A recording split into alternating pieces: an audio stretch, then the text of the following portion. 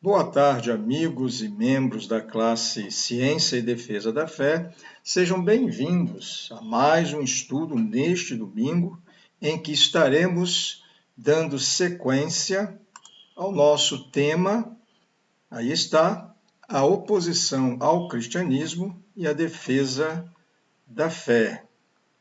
Vamos ler o nosso texto, que costumamos ler aqui no início. 1 Pedro 3,15 diz assim: Antes santificai a Cristo como Senhor em vossos corações, estando sempre preparados para responder a todo aquele que vos pedir a razão da esperança que há em vós, fazendo-o, todavia, com mansidão e temor, com boa consciência, de modo que naquilo que falam contra vós outros, fiquem envergonhados os que difamam o vosso bom procedimento em Cristo. Aí, portanto, o assunto do nosso capítulo de hoje, a reforma protestante e a defesa da fé dentro da igreja.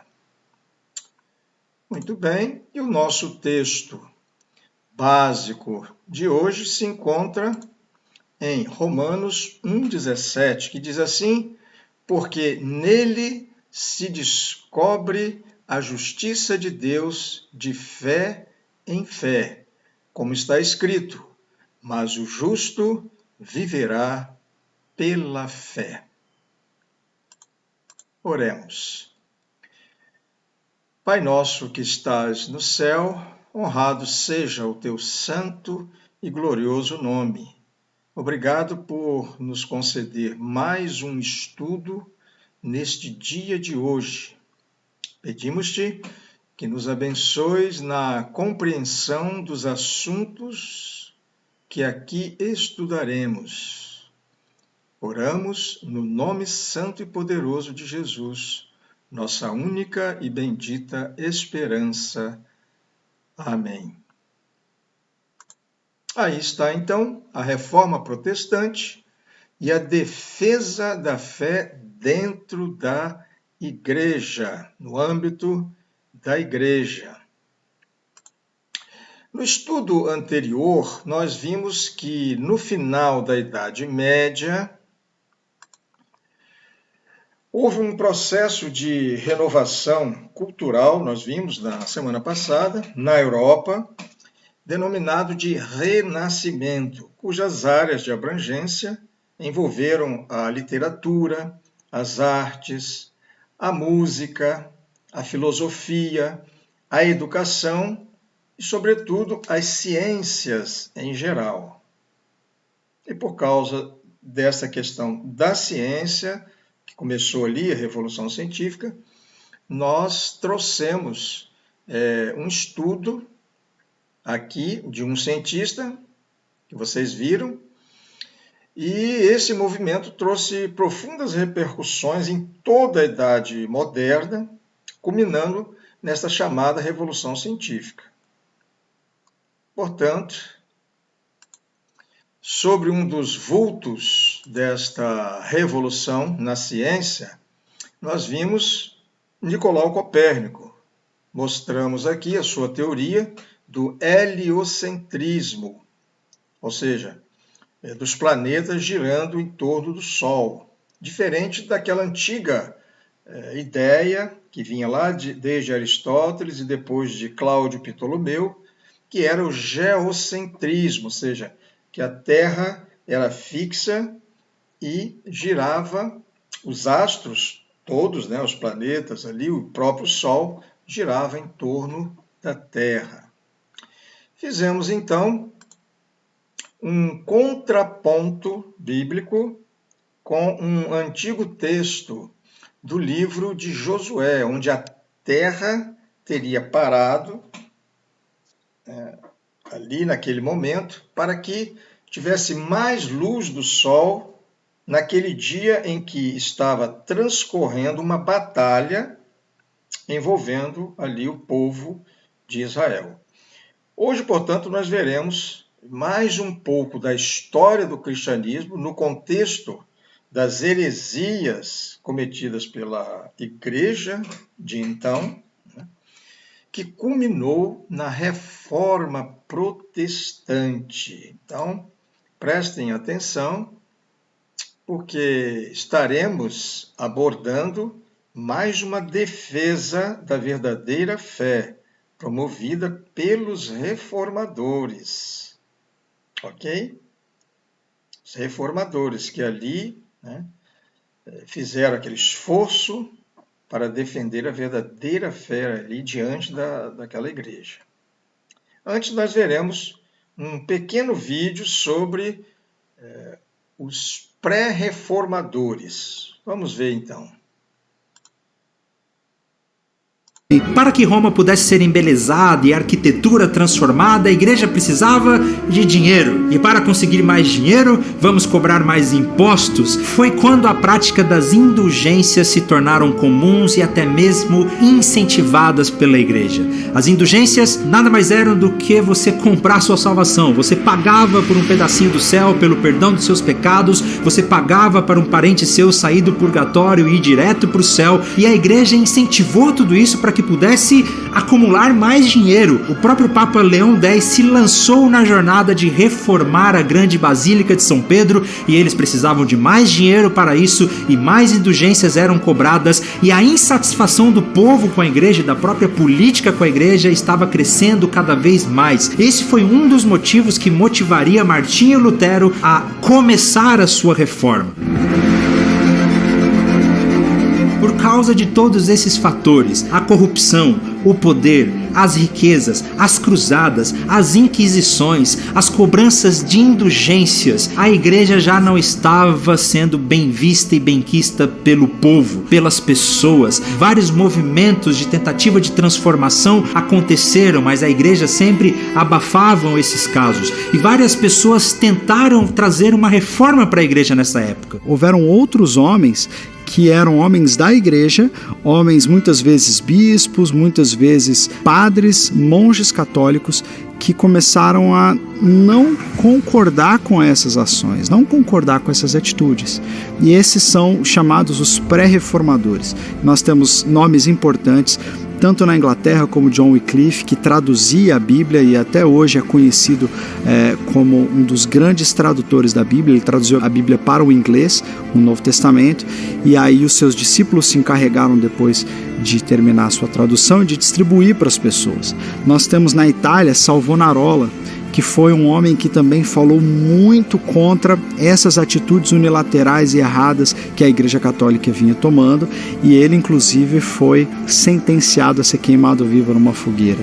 John Huss, que era da região da Morávia, da região da Boêmia, né, na Alemanha, ele também foi um que se levantou contra a Igreja, e principalmente todos esses falando da Bíblia, colocando a Bíblia como aquele manual de fé e prática, dizendo que aquelas posições, aquelas coisas que a igreja estava fazendo estavam em desacordo com a Bíblia.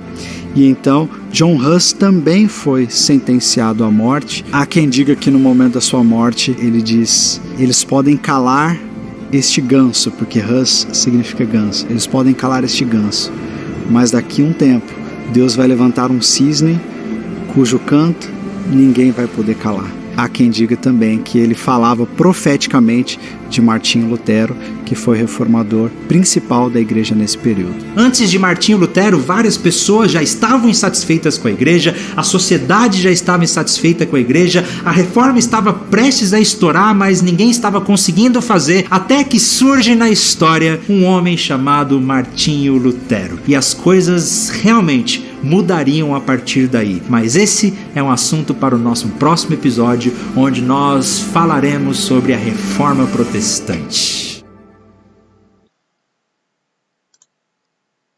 Muito bem. Então você para que aí uma pequena prévia da questão da reforma e daqueles homens que se dispuseram ali a fazer uma defesa da fé diante daquelas questões ali que estavam acontecendo na igreja.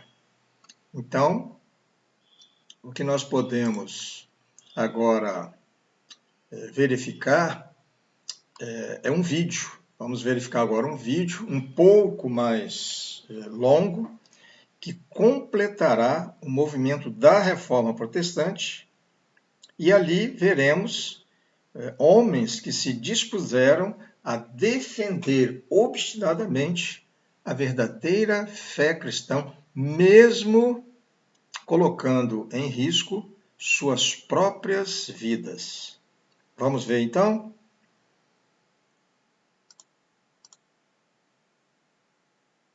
No último episódio nós vimos um pouco sobre a decadência da igreja. A igreja estava tentando arrecadar dinheiro para reformar ou construir a Basílica de São Pedro. A igreja já não tinha bons olhos diante da sociedade, inclusive no meio político. Várias pessoas tentaram se levantar para reformar a igreja, mas a própria igreja acabou abafando a todos eles. Nós falamos de John Huss, que acabou sendo queimado numa fogueira, Savonarola, que também acabou sendo queimado vivo por causa das suas ideias reformadoras. Se existem dois pontos onde a reforma protestante ela é mais evidente, onde ela discorda completamente da Igreja Católica daquela época, era na questão da salvação e na questão da autoridade. Em primeiro lugar, como que alguém pode ser salvo? O segundo ponto, que os reformadores também falaram muito, era contra a questão da autoridade. Qual é a fonte de autoridade última para a igreja? O que os reformadores fazem é tirar do trono da razão o Papa e colocar as Escrituras. Agora não é mais o Papa que é infalível, é a Escritura que é inerrante. Mas no ano 1517, tudo mudou de uma vez. Surge na história um homem chamado Martinho Lutero. Martinho Lutero nasceu no ano de 1483 numa família de camponeses na Alemanha. Durante toda a sua vida ele viveu alguns períodos de depressão, de profunda angústia, ele tinha muito medo da morte. Tem um detalhe muito importante sobre o Lutero, é que ele era um homem medieval dentro de um mundo medieval. Ele sofre as típicas crises dos homens medievais, né? Essa crise ela era muito marcada principalmente pelo medo da morte e depois da morte o medo do julgamento terrível de Deus, né? O inferno era algo que assombrava esse povo da Idade Média. Certo dia, quando ele tinha 22 anos de idade, ele estava no meio de uma tempestade cheia de raios, ele sentiu medo de morrer e ele fez uma promessa para Santa Ana que ele se tornaria monge caso ele sobrevivesse. Um raio caiu num carvalho do lado, bem perto dele, ele saiu muito ferido, mas sobreviveu à queda desse raio e isso deixou ele mais aterrorizado ainda. Então ele, nessa preocupação dele de como eu vou agradar a Deus, ele decidiu se tornar monge e entrou então para uma das ordens mais rigorosas da época, que era a ordem agostiniana. Mais pra frente, ele mesmo disse que uma das coisas que influenciou a sua decisão de se tornar monge era porque ele tinha um relacionamento muito difícil com seu pai. Mas Lutero tinha um sentimento profundo da sua própria pecaminosidade. Nada do que ele fizesse era capaz de o tornar justo diante de Deus. Para ele, Deus parecia um carrasco, e certa vez ele chegou a dizer que odiava Deus e não o amava, que a frase justiça de Deus era pesada demais, porque na verdade ele era completamente pecador. Ele desde sempre foi alguém muito preocupado com a ira de Deus. Né? Ele tinha muito medo da ira de Deus e dos seus pecados. Existem vários relatos de que várias vezes Lutero era encontrado na sua cela desacordado, de tanto se martirizar, de tanto se chicotear, se flagelar, tentando expurgar os próprios pecados. Porque ele tinha medo que a ira de Deus viesse e ele tivesse com algum pecado sobre ele. E se ele tivesse com algum pecado sobre ele, então a ira de Deus iria consumi-lo. Depois disso, Lutero foi encaminhado para dar aulas de teologia na Universidade de Wittenberg, e foi ali, por volta de 1515, quando Lutero estava ensinando sobre a Carta de Romanos, ele se deparou com a frase "o justo viverá pela fé". E sua mente se transformou completamente, porque ele percebeu que a justiça de Deus vinha através do sacrifício que Jesus Cristo tinha feito na cruz e não através das suas próprias obras. Lutero tem um encontro com o texto lá de Romanos 1,17, né, que o justo viverá pela fé, que a justiça de Deus ela é revelada em Cristo, ela é lançada sobre Cristo e não sobre nós, de modo que quando nós olhamos para Cristo, ele nos declara justos. Quando nós confiamos em Cristo, a justiça de Deus vem para nós, porque a justiça de Deus não é mais derramada sobre aquele que crê, mas foi derramada sobre Jesus na cruz do Calvário. E isso tira de Lutero um peso gigantesco dos ombros, e ele então se vê liberto por esse texto. O próprio Martinho Lutero declarou: senti que havia nascido de novo e que as portas do paraíso me haviam sido abertas. Todas as escrituras tiveram um novo sentido. A partir de então, a frase justiça de Deus não me encheu mais de ódio, mas se tornou indizivelmente doce em virtude de um grande amor. A partir daí, a vida de Lutero se transformou completamente. Ele tinha convicção da sua própria salvação e os olhos dele se abriram para as coisas que estavam acontecendo no meio da Igreja Católica também. Foi quando ele resolveu escrever e publicar as suas 95 teses. Assim como muitas outras pessoas da sua época, Lutero também estava indignado com o rumo que a igreja estava tomando. Havia aparecido lá na Alemanha, na região de Lutero, um emissário papal, João Tetzel, que estava vendendo indulgências. O que eram as indulgências? A indulgência é uma oferta que você faz para compensar uma penitência. Então o Papa tinha dado autorização para isso porque ele estava construindo lá em Roma a Basílica, a atual Basílica de Roma que temos lá no Vaticano. Então ele precisava de recursos para isso e autorizou então esse emissário a fazer esse recolhimento na Alemanha. Só que esse camarada, ele era escandaloso, né? As coisas que ele falava eram absurdas, inclusive contrárias à própria doutrina católica. Ele dizia coisas como: cada vez que uma moeda cai no cofre do altar, salta uma alma do purgatório. Então esse tipo de pregação que vinculava o próprio processo de salvação às ofertas dadas à igreja causou um horror em Lutero. E no dia 31 de outubro de 1517, Martinho Lutero publicou as suas 95 teses, que rapidamente se tornou um viral naquela época. Sem rede social, sem Instagram, sem Facebook, foi um dos primeiros virais que nós conhecemos no mundo. E a própria intenção de Lutero não era causar uma reação, mas um debate sincero dentro da igreja. Era um convite acadêmico para o debate em torno desse tema. E ele pregou essas teses, ou supostamente, não se sabe se fez isso mesmo, né? Pregou essas teses na porta da igreja lá de Württemberg. Alguns acham que isso foi um ato rebelde, mas não. Era justamente o lugar onde os acadêmicos costumavam colocar as suas propostas de debate. Era o lugar, era como se fosse o mural da universidade. Mas claro que isso foi tomado como uma afronta à liderança, ao papado e a toda a estrutura da Igreja Católica naquele tempo. Isso porque as suas 95 teses tinham críticas profundas ao papado, ao sistema de cobranças de indulgências, e o próprio Martinho Lutero afirmava que, se era verdade que o Papa tinha poderes para tirar uma alma do purgatório, tinha que utilizar esse poder não por razões tão triviais como a necessidade de fundos para construir uma igreja, mas simplesmente por amor e assim fazê-lo gratuitamente. O Papa então promulgou uma bula que dizia que um javali selvagem tinha adentrado nos jardins da igreja, que ordenava Martinho Lutero se retratar dentro de 60 dias e também mandou queimar toda a literatura do Martinho Lutero. Quando Lutero recebeu a sua bula, o que ele fez? Ele acabou queimando essa bula em praça pública junto com todos os livros de direito canônico de Roma. E aí estava então declarado o completo rompimento com a Igreja Católica. Mas vale a pena ressaltar aqui que o desejo de Martinho Lutero nunca foi romper com a igreja. Ele amava a igreja. O desejo dele era reformar a igreja. Mas devido a esses acontecimentos e à corrupção da igreja, e Martinho Lutero não estar disposto a mudar as suas convicções por causa da Bíblia, o racha acabou acontecendo. Mas logo depois que Lutero queimou a bula papal, era a vez dele enfrentar um império. Até porque era o império o responsável por fazer as ordens papais serem cumpridas. Então, no ano 1521, Lutero foi convocado para a Dieta de Worms, onde ele deveria se retratar diante de todo o império. E claro que Martinho Lutero não se retratou. Mais uma vez ele disse: não posso e nem quero me retratar de coisa alguma, pois ir contra a consciência não é justo nem seguro. Deus me ajude. Amém. E realmente naquele momento Lutero precisava de ajuda, porque ele já tinha rompido com a igreja, agora ele afrontou o próprio império e ele estava correndo risco de vida. Foi quando Frederico o Sábio sequestrou Lutero e o escondeu no castelo de Wittenberg para que ele não pudesse ser morto. próprio Frederico sequestra o Lutero, é uma cena cinematográfica, em que ele é sequestrado e levado para um castelo, onde ele é mantido escondido, porque o imperador decidiu pela morte do Lutero. Então ele estava excomungado pela igreja e procurado pelo imperador para execução.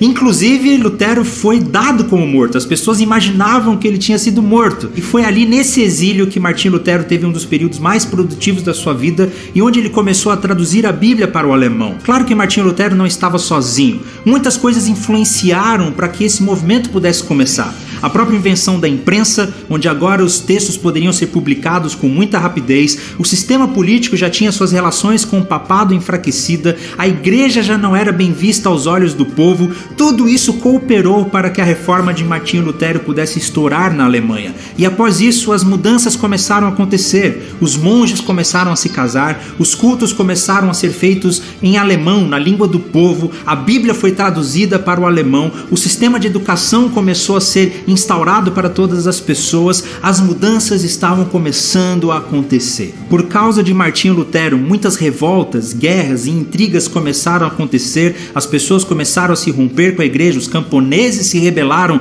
buscando por seus direitos e após muitos conflitos no ano de 1555, no Tratado de Paz de Augsburgo, os protestantes da Alemanha ganharam o direito de seguir a sua religião. Martinho Lutero não foi o único reformador dessa época. Na verdade, seria mais correto não chamarmos de a reforma protestante, mas das reformas protestantes. E um desses reformadores foi Ulrico Zwinglio, na Suíça. Zwinglio nasceu em 1484, na Suíça, contemporâneo ali de Martinho Lutero, estudou na Universidade da Basileia e também em Berna, e era um profundo estudioso do grego. Isso era muito incomum naquele tempo em que a maioria dos sacerdotes mal conheciam completamente o Novo Testamento. Enquanto Lutero era um monge e principalmente um acadêmico da universidade, o Zwinglio ele era um padre, mas com uma formação um pouco diferente da do Lutero. O Lutero tinha uma formação muito escolástica, típica medieval. Já o Zwinglio ele tinha uma formação humanista muito intensa. Então o Zwinglio ele era ao mesmo tempo padre e capelão. Ele era ao mesmo tempo político da sua cidade, Zurique, e também teólogo. Ele era ao mesmo tempo um católico profundamente piedoso e ao mesmo tempo um humanista. Então ele juntava esses vários elementos. E ele começou a pregar contra o movimento de obtenção da salvação por meio dessas revoltas, até porque aquele espírito das cruzadas ainda existia naquele tempo. Quando Zwinglio se tornou pároco da cidade de Zurique, ele começou a chegar a conclusões muito parecidas com a de Martinho Lutero, estudando a Bíblia. Tinha muitas coisas parecidas na sua teologia com Lutero, apesar de serem um pouco diferentes. Lutero ainda desenvolveu muito da sua teologia baseado nas suas experiências pessoais, naquela experiência de justificação que ele sentiu. Zwinglio não. Zwinglio também havia sido um sacerdote católico, mas para Zwinglio a questão era mais simples. Se está na Bíblia, ok. Se não está na Bíblia, não está na Bíblia e nós não vamos adotar. Então Zwinglio foi mais duro nesse sentido, ele era mais intelectual do que Lutero, ele tinha uma habilidade maior de pregação e até para escrever do que Lutero. A motivação dele era muito diferente. Enquanto Martinho Lutero estava profundamente angustiado, buscando a sua própria salvação, Zwinglio estava motivado em estudar a Bíblia através de métodos humanistas e ele foi chegando às mesmas conclusões que Martinho Lutero paralelamente, mesmo sem conhecer Martinho Lutero. E ele começou o seu movimento reformador ali na cidade de Zurique, começou a ficar reconhecido por muita gente, inclusive quando pessoas chegavam na cidade de Zurique vendendo indulgências, Zwinglio convenceu a cidade a expulsar essas pessoas e ele começou a ter profundas críticas também ao sistema de penitência, ao sistema papal. Certa vez ele colocou toda a sua paróquia para fazer um churrasco de salsicha no meio da quaresma. Claro que o Papa também não gostou dessa ideia e esse foi um dos motivos que fez com que Zwinglio rompesse com a Igreja Católica e se iniciasse um movimento de reforma protestante dentro da Suíça. E aí passam a começar uma reforma da igreja em Zurique. Eles começam gradativamente a fazer mudanças no culto, né, e mudanças na própria hierarquia da igreja. O que tem de muito inovador nesse caso de Zwinglio, e que não aconteceu em nenhum lugar antes, é que pela primeira vez nós temos um Estado protestante em que oficialmente se declara a religião protestante como a fé legítima deste Estado, a fé oficial deste Estado. Zwinglio se fortaleceu pregando as suas convicções reformadoras contra a abstinência, os sistemas de jejum que existiam naquele tempo, os monges e as freiras começaram a se casar, foi instituído um sistema de educação pública para todas as pessoas, independente da faixa de renda delas, começou-se a se estabelecer a ideia de sacerdócio universal, onde todas as pessoas, inclusive os leigos, poderiam pregar o evangelho e ser responsáveis em levar a palavra de Deus para todas as pessoas. A reforma de Zwinglio era um pouco diferente de Lutero. Enquanto Lutero rejeitava as práticas que iam contra a Bíblia, Zwinglio, na verdade, rejeitava todas as práticas que não estavam na Bíblia. Então ele começou, inclusive, a abolir os órgãos e as músicas dentro das suas comunidades. O Zwinglio, ele era assim. Ele era contra qualquer tipo de imagem, qualquer tipo de desenho na igreja. Para ele, os cristãos tinham que fazer o culto dentro de uma caixa toda pintada de branco. Essa era a visão dele, para que nada fosse acrescentado àquilo que a Bíblia não acrescenta. Então ele era bastante iconoclasta, bastante assim, avesso às vestes sacerdotais, avesso a toda aquela pompa que havia nos templos de antigamente. Mas o fato é que através de Zwinglio a reforma na Suíça tomou proporções muito grandes. A Suíça era uma confederação de estados independentes. Isso começou a trazer algumas revoltas e problemas dos estados que queriam permanecer católicos e dos estados que gostariam de se tornar protestantes e romper com a Igreja Católica, e os conflitos culminaram quando os católicos invadiram a cidade de Zurique e Zwinglio foi morto em combate. Ao final de todos esses conflitos, chegaram então a um acordo que cada estado poderia seguir a sua própria religião com liberdade.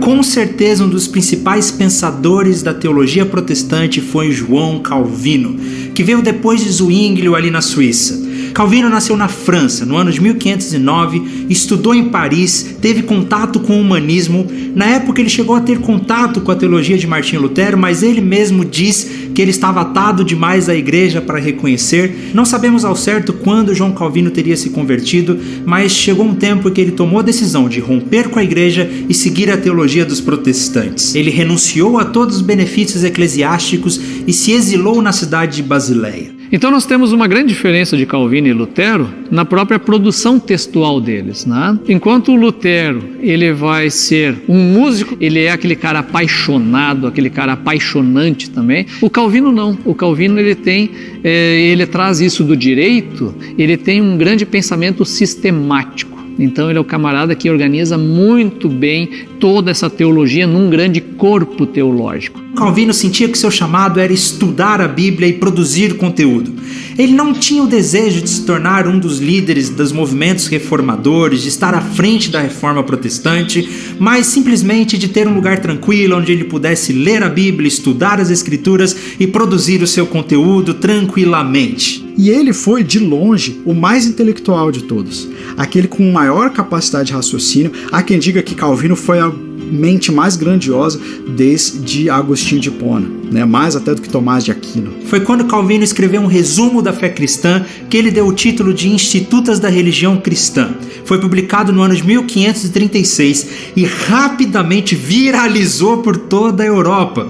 A primeira versão era apenas um livro de bolso, que era carregado facilmente por qualquer pessoa, mas com o tempo as famosas Institutas da Religião de João Calvino se tornaram 4 livros com 80 capítulos. E é de Calvino que nós recebemos aquela que é a primeira teologia sistemática protestante, a teologia sistemática reformada. Calvino, ele colocou no papel aquilo que é a doutrina básica protestante da época.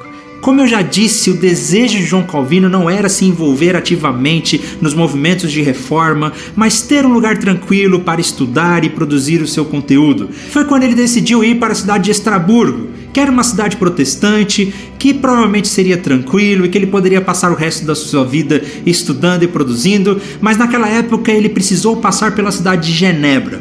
E foi ali, em Genebra, que sua vida também foi transformada. Quando ele chegou em Genebra, a cidade estava passando por um movimento de reforma. Ela tinha se tornado protestante, mas não haviam líderes capacitados para poder ensinar os habitantes daquela cidade. Foi quando um desses líderes missionários que estavam ali em Genebra insistiu para que João Calvino ficasse ali na cidade, para que ele pudesse conduzir a reforma na cidade de Genebra. João Calvino foi enfático em dizer que esse não era o desejo dele, que ele simplesmente queria ir para Estraburgo, continuar a sua vida estudando tranquilamente. E Farei simplesmente disse para João Calvino o seguinte: Deus amaldiçoe teu descanso e a tranquilidade que buscas para estudar, se diante de uma necessidade tão grande te retiras e te negas a prestar socorro e ajuda.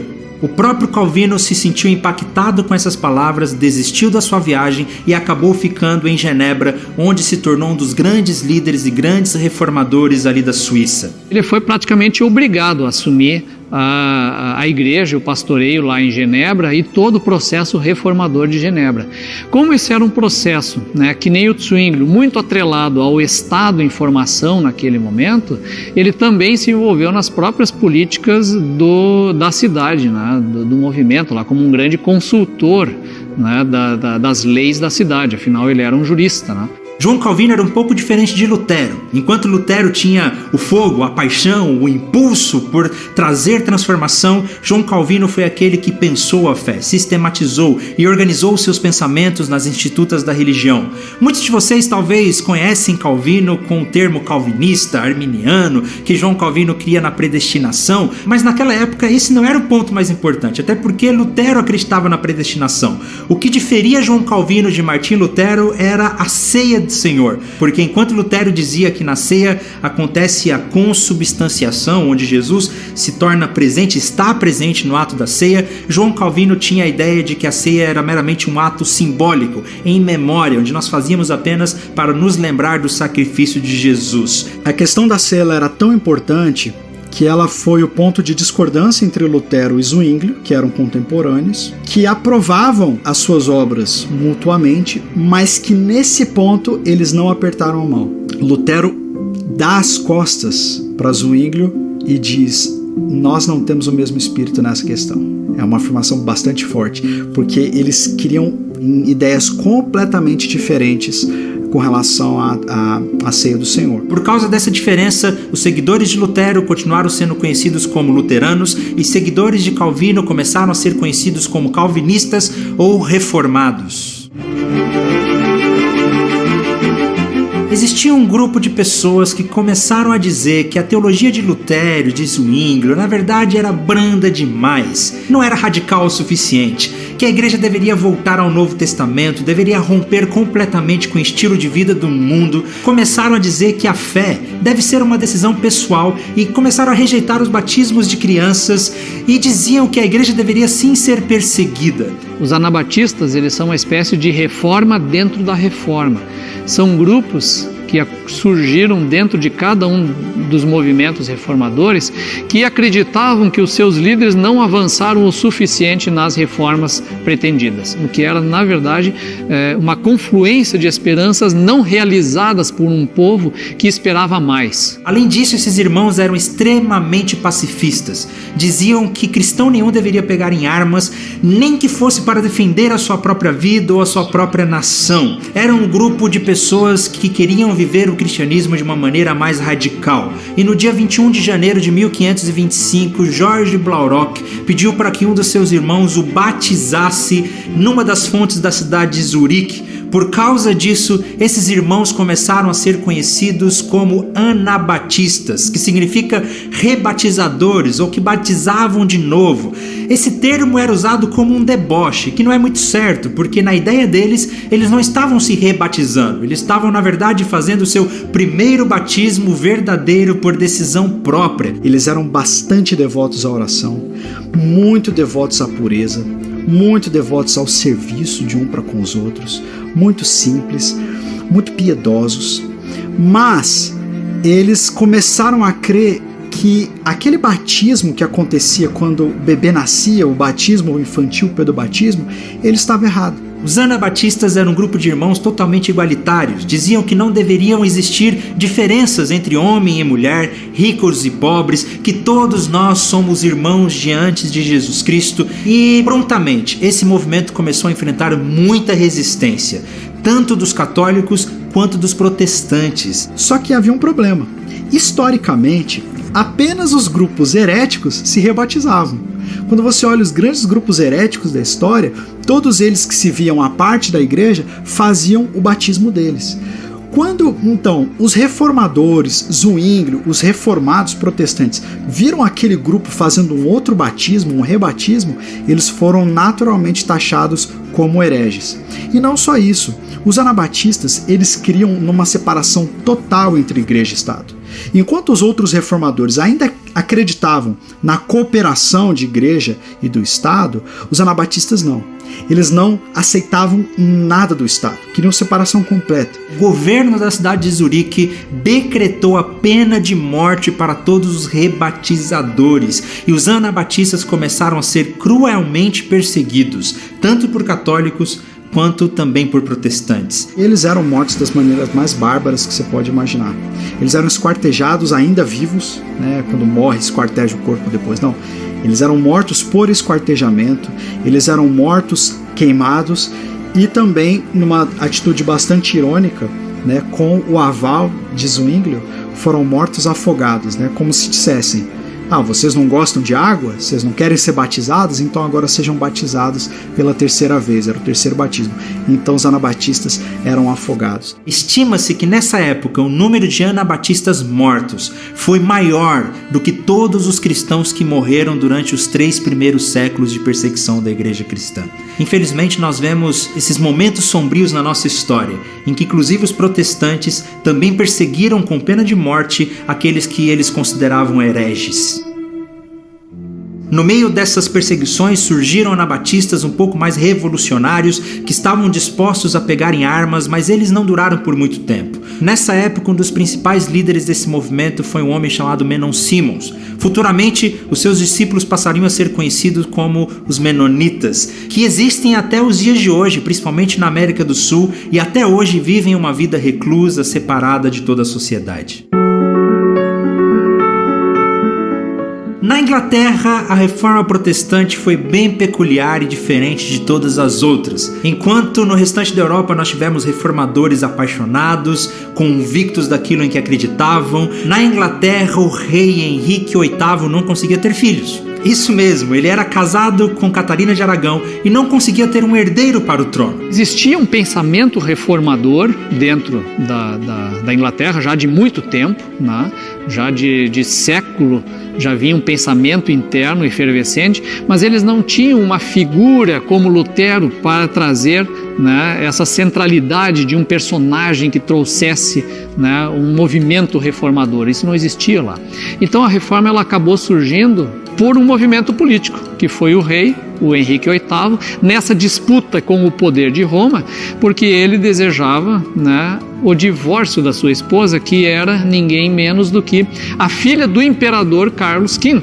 Então ele começou a pedir para o Papa a possibilidade de anular o seu casamento e poder casar com outra pessoa, porque ele precisava de um herdeiro, mas o Papa era irredutível em não permitir a anulação daquele casamento. O que o Henrique VIII fez como rei da Inglaterra? Ele rompeu com a Igreja Católica e criou a sua própria reforma, mas diferente dos outros movimentos, foi mais político do que espiritual. Ele se declara como o chefe da Igreja. E a partir daí começa então toda uma emergência desses reformadores dentro da igreja anglicana, agora anglicana, né? Quer dizer, uma igreja ligada ao movimento inglês. A igreja da Inglaterra se separa então da igreja católica. Henrique VIII se declara o cabeça da igreja e ele anula o seu casamento e contrai núpcias novamente. Ele casa com outra pessoa para que pudesse ter filhos. Ela entra num processo muito longo de vai e vem entre catolicismo e movimento reformado, que só vai se definir a partir do rei Eduardo, né? Mais tarde, quando ele de fato vai instituir uma reforma lá na Inglaterra. Essa reforma ela só vai se solidificar de fato com a rainha Elizabeth, quando ela consegue então apaziguar os ânimos entre católicos e protestantes e estabelece então aquilo que seria uma doutrina tipicamente anglicana. A reforma da Inglaterra, ela aconteceu mais aos trancos e barrancos, né? Mas ela foi bastante influenciada pelos escritos de Lutero. Quando Maria a Sanguinária ela começa a perseguir os protestantes e faz com que eles fujam da Inglaterra, eles fogem para o continente. O que era o continente? Era a Europa, porque a Grã-Bretanha é uma grande ilha. Então eles fogem para o continente. E para onde que eles vão? Para a Suíça. Eles vão para a Universidade de Genebra, eles vão para a Escola Teológica de Calvino. Então, na verdade, eles vão se tornar mais reformados do que nunca, né? Mais protestantes do que nunca. E depois eles voltam para a Inglaterra. Aí nessa segunda fase da Igreja Anglicana, aí a Igreja Anglicana já tem uma teologia reformada, mais densa, mais própria, mais sua. E a teologia calvinista foi uma das principais influenciadoras do movimento reformador na Inglaterra, que estabeleceu a Igreja Anglicana, a Igreja Episcopal.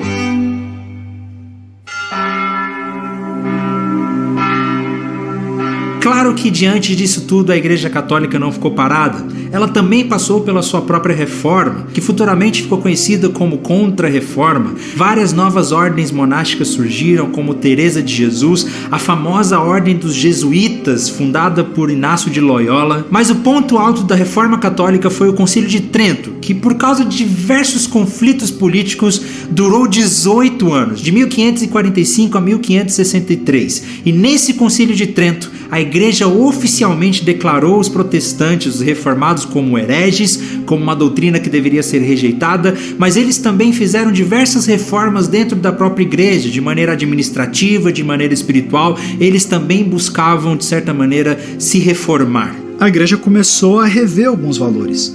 Quando o Papa Leão X pede que Lutero volte atrás nas suas teses, ele não pede que Lutero volte atrás em todas, mas em algumas. A reforma protestante fez a Igreja Católica pensar em algumas coisas que realmente estavam dando margem para erro. E aí é quando o Tetzel, aquele vendedor de indulgências, ele é então condenado. E a Igreja tenta passar por uma reformulação, por uma atualização com os seus concílios, principalmente com o Concílio de Trento. Mas ao final desse período, a reforma protestante ficou muito bem estabelecida em países como a Alemanha, a Inglaterra, a Escócia, a Escandinávia, a Holanda. O mapa do mundo se transformou mais uma vez por causa da reforma protestante. A reforma protestante, ela tem o seu viés político, ela tem o seu viés econômico, ela tem o seu viés teológico. Para mim, ela nasce como um movimento teológico e como qualquer movimento na história tem vários desdobramentos. É óbvio que reis apoiaram protestantes pelas suas próprias razões. É óbvio que outras pessoas apoiaram o catolicismo também pelas suas próprias razões. Mas o que isso mostra para mim é que Deus é o Senhor da história. E quando nós olhamos para os reformadores, nós podemos apontar o erro dos reformadores. Lutero era um antissemita. Lutero foi tido como um herói nacional para Adolf Hitler, porque Adolf Hitler encontrou nos escritos de Lutero, nos escritos nacionalistas alemães, uma razão teológica para fazer o que fez. Ele escreveu contra os judeus, tem um livro onde ele diz que os campos de trabalho forçado são o destino para os dois, tanto para porcos como para judeus. Nós falamos de Martinho Lutero, nós falamos de Calvino. Calvino consentiu na pena de morte de uma pessoa lá em Genebra. Nós falamos de Zwinglio. Zwinglio consentiu e perseguiu os anabatistas, afogando os anabatistas, matando eles onde quer que os encontrasse. Isso mostra para nós que, por mais que pessoas possam ser usadas por Deus, elas continuam falhas. E o que a gente não pode fazer com os reformadores é fazer aquilo que eles mesmos apontavam que aconteceu na Igreja Católica. Tornar o Papa infalível, tornar Lutero infalível, tornar Calvino infalível, ou Zwinglio, ou os anabatistas infalíveis. Todos são homens e, apesar das suas falhas, foram usados por Deus, assim como também a Igreja Católica, com as suas falhas, foi usada por Deus na história. Uma das consequências da reforma para nós protestantes foram as conhecidas 5 solas. Sola fide, ou seja, somente a fé. Sola gratia, somente a graça. Solo Christus, somente Cristo. Solo a Deo glória, somente a Deus glória. E sola escritura, ou somente a escritura. São as 5 solas, ou 5 fundamentos que as reformas protestantes estavam embasadas. Fora isso, nós podemos perceber outras consequências, como surgimentos de novas igrejas, como a luterana, a calvinista, a igreja anglicana, a diminuição do poder da igreja sobre o Estado. A igreja não tinha mais influência sobre os reis e os monarcas daquele tempo. A Bíblia começou a ser traduzida para diversos idiomas para que todas as pessoas pudessem ter acesso.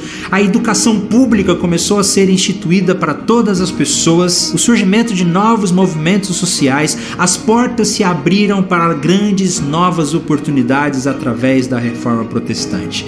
Os movimentos da reforma trouxeram um grande impacto para a igreja naquele tempo, que perdura até os dias de hoje. E graças a esse movimento, hoje nós podemos ter acesso à Bíblia na nossa língua. Nós cremos que Jesus Cristo pode ser pregado por qualquer pessoa para todas as nações, e as portas agora estavam abertas para que o Evangelho fosse pregado em todo o mundo, em todos os povos, para todas as pessoas. E é sobre isso que nós vamos falar no nosso próximo episódio, quando nós entraremos na grande expansão missionária e nos grandes avivamentos da igreja.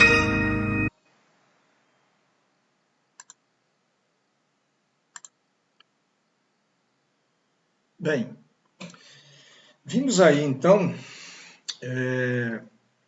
um vídeo um tanto longo, mas necessário para que pudéssemos ter uma visão um pouco maior exatamente dos pré-reformadores e dos importantes reformadores vultos dessa época em que houve uma necessidade muito grande de se fazer uma defesa da fé ali diante da igreja, né? No caso aí da Igreja Católica daquela época. E nós vemos então a importância disso, porque hoje é necessário que tenhamos apologistas, defensores da fé cristã no mundo tenebroso que vivemos hoje. Então, os defensores da fé lá naquela época, ali no início já da Idade Moderna, quase que contemporâneo ali com o Renascimento, nós vimos aí esse grande movimento que nos legou aí um grande benefício do qual nós somos, né, grandemente herdeiros dessa grande revolução. Então, hoje, o que nós queremos dizer aqui é que hoje nós precisamos de mais defensores da fé, mais apologistas, que possam enfrentar as narrativas enganosas, destruidoras desse mundo tenebroso que está aí, desse mundo pensante, dessa mídia, e que se esforçam para desconstruir cada vez mais o cristianismo e a igreja de uma forma geral. Ok? Então, estamos finalizando aí o nosso estudo. Vamos rever aí. No último episódio, nós lemos lá no início uma parte dele, Romanos 1,17, que diz assim: mas o justo viverá pela fé. Aí está o texto, deixa eu colocar aqui para vocês, repetindo, Romanos 1,17, mas o justo viverá pela fé. Então, estamos chegando aí ao final do nosso estudo. Agradeço a participação de todos e desejo aí um final ainda de domingo, na presença do Senhor, e uma ótima semana pela frente. Um forte abraço e até o próximo estudo, se Deus assim o permitir. Até lá.